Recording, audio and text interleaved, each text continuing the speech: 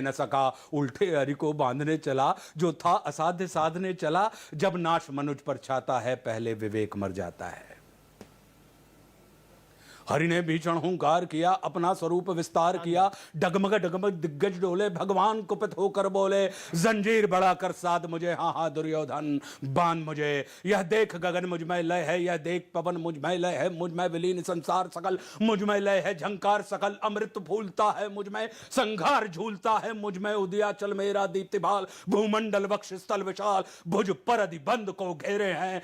मैनाक मेरु पग मेरे हैं, दीप्ते जो ग्रह नक्षत्र निकर, सब है मेरे मुख के अंदर। दीर्घ दृश्य अकांड देख, मुझ में सारा ब्रह्मांड देख। शत कोटि सूर्य शत कोटि चंद्र, शत कोटि सरित सर सिंधु मंद्र, शत कोटि विष्णु ब्रह्मा महेश, शत कोटि जिष्णु जलपति धनेश, शत कोटि रुद्र शत कोटि काल, शत कोटि दंडधर लोकपाल। जंजीर बढ़ाकर बांधने, हाँ हाँ दुर्योधन बांध मुझे। तो ये जो बात है कि उन्होंने समस्त ब्रह्मांड के दर्शन जो अपने स्वरूप में कराए हैं, और वो आगे कहते हैं कि सूने को साध न सकता है, वो मुझे बांध कब सकता है। और मैत्री का मूल्य न पहचाना, हित वचन नहीं तूने माना, मैत्री का मूल्य न पहचाना, तो ले मैं भी अब जाता हूं, अंतिम संकल्प सुनाता हूं। याचना नहीं अब रण होगा, जीवन जय या कि मरण होगा।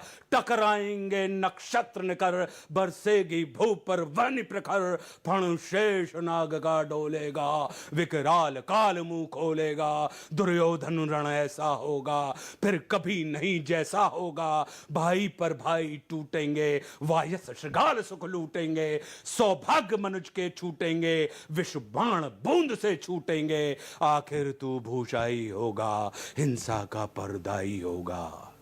थी सभा सन्न सब लोग डरे, चुप थे या थे बेहोश पड़े।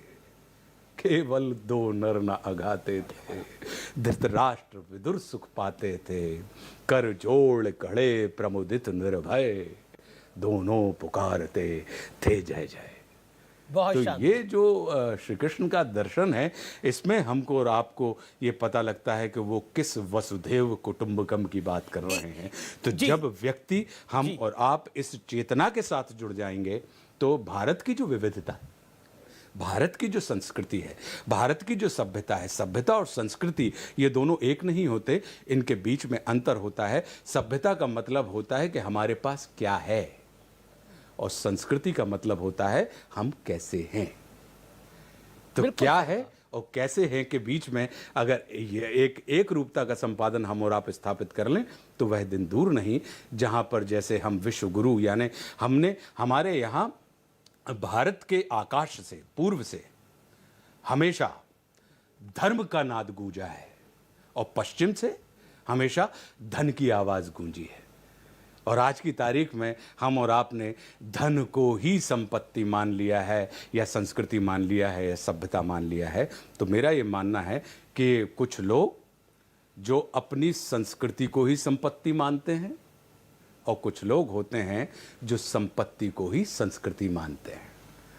तो संपत्ति को संस्कृति की मानने के मार्ग से हम और आप की तरफ ना बढ़ें, बल्कि संस्कृति ही हमारी संपत्ति है। यदि इस मार्ग पर चलेंगे तो हमारा ये जो अमृत महोत्सव है, 75 वर्ष, हमारे जो हुतात्मा हैं, जिन्होंने अपने पूरा सर्वस्व बलिदान करके हमको और आपको दास्ता की बेड़ियों से मुक्त कराया है, तो उनकी आत्माएं भी स्वर्ग से हमको और आपको वंदन अभिनंदन करते हुए हमारी और आपकी पीठ ठोकेंगे।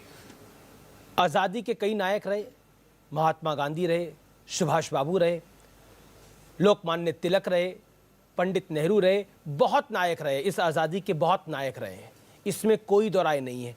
लेकिन मैं आज आपसे ये जानना चाहता हूं कि जब कहा जाता है कि हमारी आज़ादी जो है, हमें अंग्रेज़ों से आज़ादी 75 साल पहले मिली, लेकिन हमारा इतिहास 75 साल पुराना नहीं है। हमारा इतिहास आदिकाल से है, हमारा इतिहास बहुत पुराना है। जब हम भारत की बात करते हैं तो हमें महाभारत में जाना पड़ता है। क्या आपको लगता है कि गीता की पंक्तियां आज भी जीवन में सबके, हम सबके, आपके, मेरे, हम सबके करोड़ों दर्शकों के न्यूज़ 18 के माध्यम से जो इस समय आपको देख रहे हैं, उनके जीवन में चरितार्थ होती हैं? बिल्कुल होती हैं, क्योंकि गीता जो है वो सिर्फ और सिर्फ कर्मकांड का पुराण नहीं है, वो हमारे धर्म, कर्म और मर्म का ग्रंथ है कि उसमें हमारे जीवन को और हमारे जीवन दर्शन को कैसे देखा जा सकता है, हमारी दृष्टि को कैसे विस्तृत किया जाता है कि हम अपनी संकीर्ण दृष्टि को कैसे और विस्तारित कर सकते हैं। तब वो कृष्ण के द्वारा, श्री कृष्ण के द्वारा दिए गए इस मंत्र के मर्म तक हम पहुंच सकते हैं कि पूरी वसुधा ही हमारा कुटुंब है। जी, गीता की ऐसी कौन सी ऐसी पंक्ति है जिसको आप अपने तरीके से कहना चाहेंगे?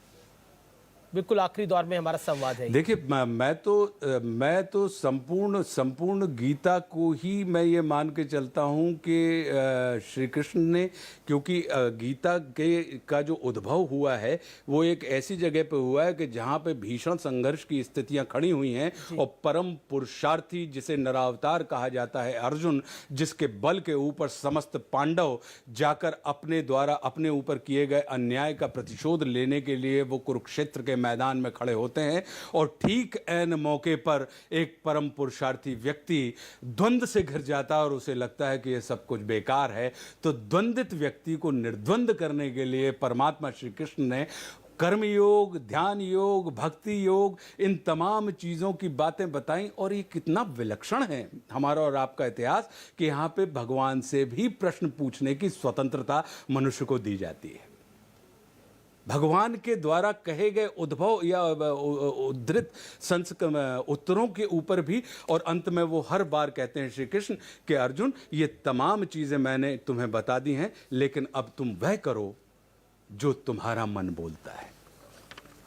तो ऐसी वाली बात कि जिसने अपनी संपूर्ण बागडोर उनके हाथ में सौंप दी है, तो गीता की तो प्रत्येक लाइन, प्रत्येक ऋचा, प्रत्येक श्लोक, प्रत्येक चर्चा, यदि हम और आप लोग कहते हैं कि गीता समझ में नहीं आती। एक बड़ी अच्छी कहानी है कि एक दादाजी ने अपने बच्चे से कहा कि बेटा गीता पढ़ा करो। बच्चा आया, जवान था, और उसने कहा कि दादाजी मुझे गीता बिल्कुल समझ में नहीं आती है, संस्कृत में लिखी हुई है और आप व्यर्थ में मुझे पढ़वा रहे हैं। दादा ने कहा ठीक है, मत पढ़ो, एक काम करो। एक कोयले की टोकरी रखी हुई थी।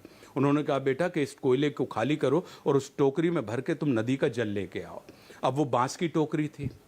वो बच्चा जाता और जब तक लौट के आता तो बांस की टोकरी में से पानी गिरता रहता। वो फिर जाता, फिर लेके आता, फिर गिर जाता।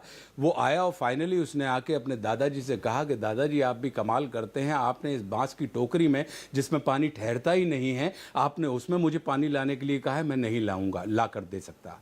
तो दादाजी ने कहा कि बेटा आप उस टोकरी को देखो। तो उन्होंने टोकरी को देखा तो जो काली टोकरी हुई थी, निरंतर पानी के संपर्क में आते हुए उसकी कालिख निकल गई और वो साफ हो गई। तो दादाजी ने कहा कि बेटा गीता भी बिल्कुल ऐसी ही होती है कि भले ही जैसे ये टोकरी पानी को नहीं रोक पा रही है,